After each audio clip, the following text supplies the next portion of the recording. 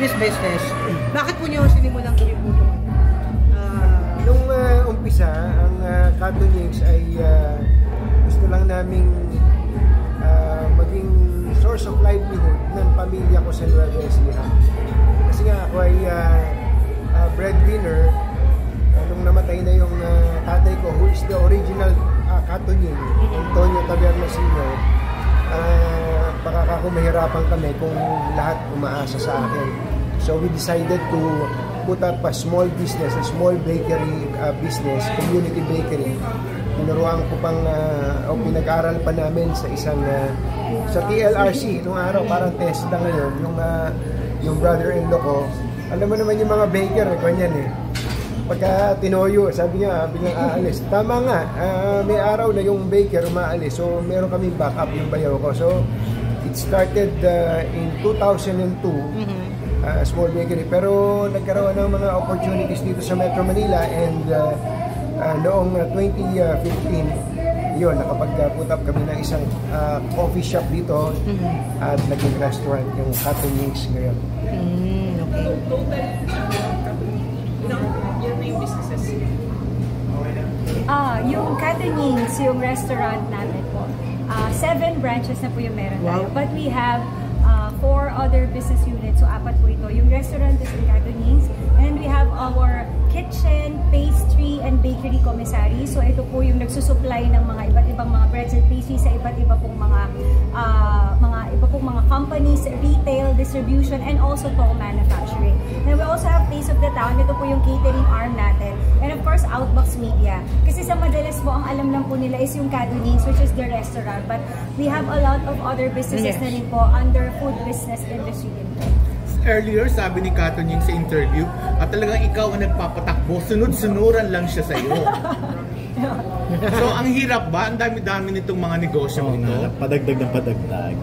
Well, very challenging po. Pero hindi rin talaga pwede na wala po talagang background or education. Kaya po, I really had to step up at kailangan ko pong mag-aral ng entrepreneurship kasi graduate po ako ng mass communication, major in broadcast. At nung dumating po yung pandemic, actually ito po yung nagtulak sa akin talaga na i-pursue po yung Masters in Entrepreneurship because of also the situation in the industry. And pinakamagandang decision po na nangyari sa akin. Ang case study ko po, itong Catonings, ito pong mga negosyo namin na nag-sprout into different business units dahil po nag-aral po tayo. Boss ko talaga siya. Sir, you're also part of, ayun, Dos por Dos po, isa sa inaabangan na tao yan. Kamusta naman po ang show ngayon? Okay naman, it is continuing. Nasa DCRH kami ngayon, DCRH Radio Television. Every morning pa din siya, 6 to 8 in the morning. Kasama ko si Jerry Baha. And I am very happy to report to you din, share with you, na yung Dos por Dos in the most recent Kantar Media Survey, ang number 1 AM radio show sa both in Metro Manila and Mega Manila. So, kailangan namin nung nalipat kami sa ibang network, parang makatapusan na natin, ano? Pero siguro for a time dahil hindi pa alam ng tao na lumipat na kami. Pero nung nasanay na uli na nasa DCRH na kami, ayun, medyo gumaganda na ngayon ang following. Sir, kasi alam niyo yung mga broadcaster na yan, para kayong mga artista, hindi maiiwasan. Ang daming mga issue na nababato rin sa inyo, no, sir. We're here to clarify na rin po yung mga iba-ibang mga issue. Una-una po, sir, yung kay Chris Conteveros na si Peace Pinky Amador po na sabihan niya kayo na nag-fake news kayo. What is your reaction on that? Actually, sa isang banda, naiinis ako. Sa isang banda, natatawa din ako. Kasi sinasabi nila na fake news, pero hindi naman nila masabi kung ano yung fake news na sinabi ko. Okay. It started dun sa show namin ni Jerry, where we mentioned the names of some senators na may insertion. Yung insertion, yung meron silang budget na baby nila, no? May mga projects na baby nila. At ang sinabi lang namin, general insertion, binanggit namin si Rafi Tulfo, si Sherwin Gatchalian, binanggit namin si JB Ercito, and of course, we mentioned also Risa Ontiveros. Kaya lang, itong mga grupo nila Risa Ontiveros, parang naging selective lang yung pakikinig nila. akala nila ay sinisingle out namin si Riza, which is not true. So nung sinabi ni Senator Riza sa kanyang post na wala siyang bicameral insertion, bicameral in-specify niya. And number 2, wag daw maniwala ang tao sa fake news in reference to us. Medyo nasakta naman ako doon. Hindi lang naman siya ang may pangalan din naman kami na pinangangalagaan. So,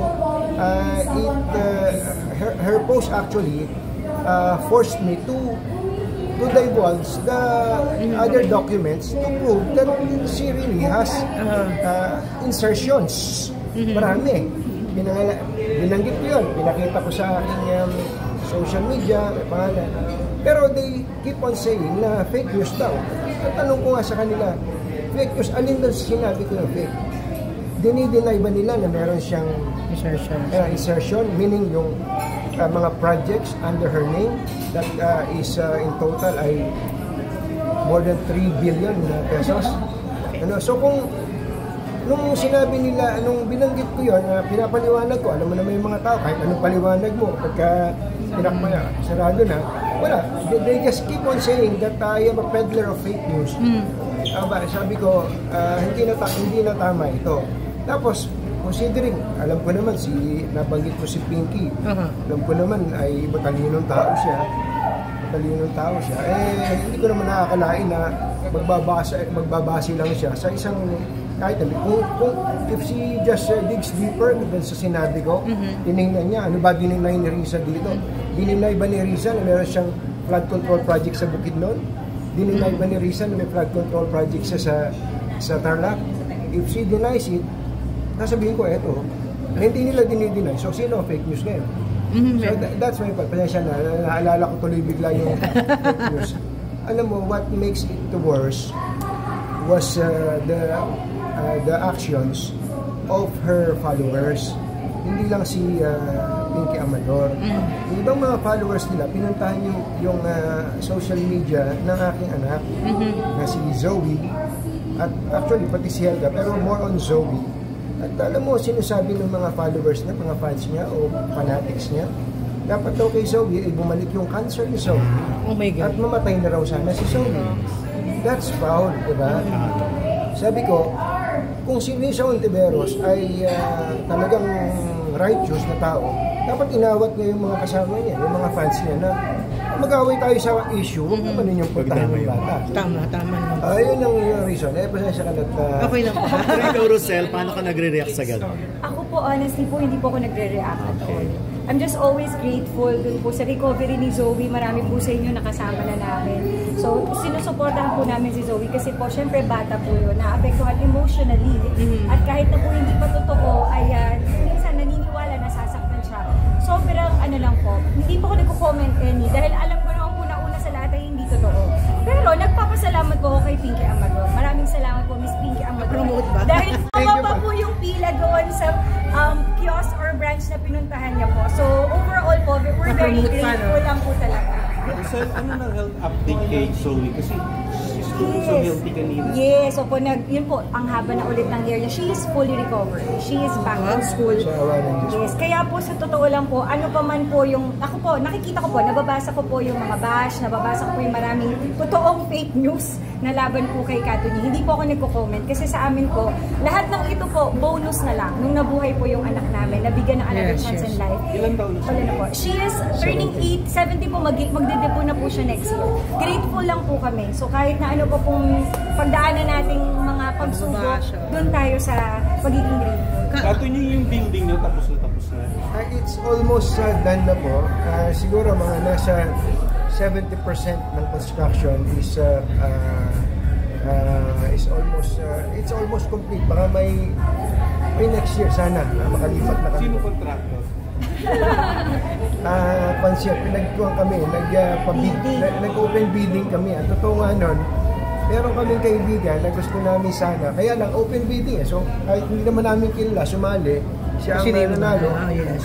Kahit pa namin gobyerno eh, talagang sumali eh. Yun ang binigyan namin yung kontrata sa kanya. So, yung contractor po ay magaling naman sa vertical construction. Gumagawa sila ng mga hospital, ng mga buildings. Okay.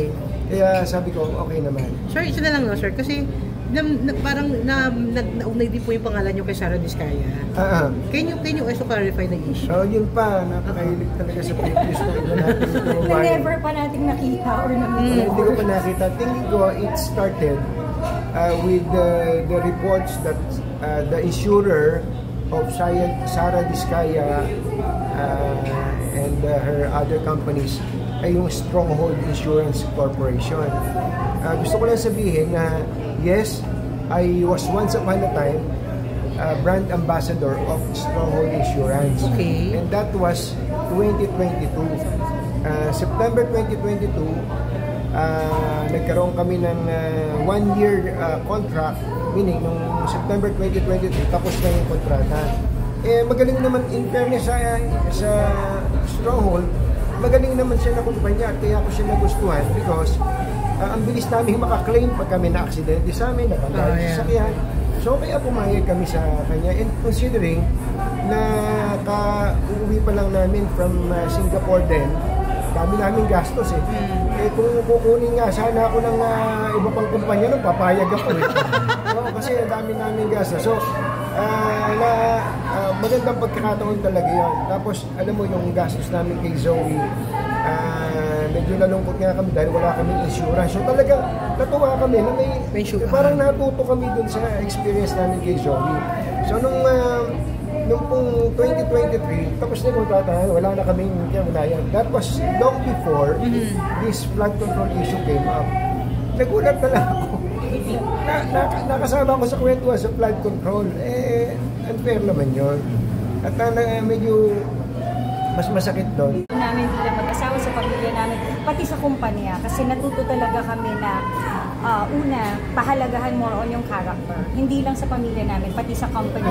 So this is the second year na nag-transition kami from a core value to Christian core value. So mas pinapatibay namin yung foundation na yung mga tao dahil ang sarap lang ng pakiramdam So kaya talagang we feel very grounded at mas palapit po talaga kami sa Ama. Hey sir, yung 2025. Ako naman po, ang 2025 para sa akin, sa lahat ng aspeto, we are so blessed, blessed dahil sa walang nagkakasakit sa amin, sa pamilya ng Malupa. Kasi tingin ko, worst situation na sa amin yung nangyayari kay Zoe. So yung bawat taon, thereafter, parang walang nagkasakit sa atin. Napakalaking blessing nun. Tapos, ang dami-dami nangyayari sa paligid natin. Yung iba, ang dami-daming pera pero walang peace of mind. Pero maniwala kayo, ako yata pinakamabilis matulog ngayon. Wala akong problema. Nagkukwento pala yung misis ko. Ang dami sinasabi, tulog na pala ako. So, kumbaga, yung peace of mind is really a blessing para sa atin lahat. And yung feeling of being contented. Ang tawag nga sa akin, ang babaw ng kaligayahan. You can describe me as a mababaw na tao dahil sa meron lang konting nakakatuwa, talagang na-appreciate because of what happened to Zoe. Walang Christmas? Ako talaga, holiday wish. Hindi, for New Year na lang, hopeful for the bagong taon. For 2026. Look forward to 2026. I look forward sa 2026 sa New Year na marami pa pong partnership. Marami pong partnership pagdating sa negosyo at saka ako, continued peace of mind. Kasi po, kahit na ang dami nangyayari sa mundo, dami nangyayari sa bansa natin, iba po yung pakiramdam na may peace of mind ka, katulad ng sinabi ni Katoning. And ako po, we will claim it ng patuloy po na paggaling na, tuloy-tuloy na paggaling na ni Zoe at wala na po sana magkakasakit sa pamilya namin at maging sa pamilya niyo pong lahat. Totoo yun. Alam niyo yung... alam niyo, I agree 100% kay Mrs. T. Dahil sa yung na-experience ko bilang isang magulang, ayoko ma-experience na kahit sinong magulang na nakikinig at nanonood ngayon. At yung na-experience ni Zoe, ayoko ma-experience na kahit sinong anak na anak ng sino mang nanonood sa atin. Kasi sobrang mahirap yun, pero on the other hand, talagang it really how you look at things, Kapag sinabi mong, binigay ba ito ng Diyos sa'yo para saktan ka, parusahan ka, o binigay ba ito ng Panginoon Diyos sa'yo dahil sa kaya mo to, tutulungan ka niya, palakasin kanya. Kaya what we experience makes us closer to the Lord God. Tapos ang 2026 sana sa atin, kung ano yung peace of mind na meron kami, sana ang tayong lahat ay magkaroon din. At ano to, medyo pang Miss Universe tong sagot na to. Sana umayos yung bayan natin. Kawawa tong bansa na to. Kawawa tong bansa na to. Wala naman tayong ibang bansang pupuntahan. Pilipino tayo. So sana umayos yung bansa natin. Sapagkat pag maayos tong bansa natin, tayo din naman ang makikinabang. Pag magulo bansa natin, bangayan tayo, mag-away tayo sa lahat ng maliliit na bagay at malalaking bagay, walang pupuntahan tong bayan na to hanggang sa tumanda na tayo pare-pare. Katonying yung tinatawag mo siyang Scholastically, talagang she is superior than I am. Hindi ako ngayon sabihin yun. Ako kasi, sa pinito na pag-graduate ko ng college, alam niyo, napakahilig mag-aaral nito. Yung sinabi niya, nag-aaral siya ng Masters in Entrepreneurship sa AIM. Sobrang hirap. Nakita kong gano'n kahirap yung ginawa niya. At maniwala kayo, nung lalaman niya kahit pa paano may konti akong pera, kinuha niya. Tapos, sabi niya sa akin, Ben, nag-enroll ako sa Stanford, ha? Nag-enroll sa Stanford, pero nagpaalam siya nung naka-enroll na siya. O ano ngayon? So, under Bisaya ako kasi nasa ginawa niya. Pero, kidding aside, yung ginawa ni Rosel na yan, nag-aral siya, hindi lang nagdagdag nito, kundi nagdagdag ng maraming network at perspective na pinasok niya sa kumpanya. Sabi ko, kung ano sasabihin nito, especially in relation to our company. Makikinig ka talaga. Kasi tama yung sinasabi niya. When I was in charge, ang daming mali kong ginawa sa kumpanya. Parang tama naman. Nabanggit ko ni Zoe na involved na rin siya. Yes, 100%.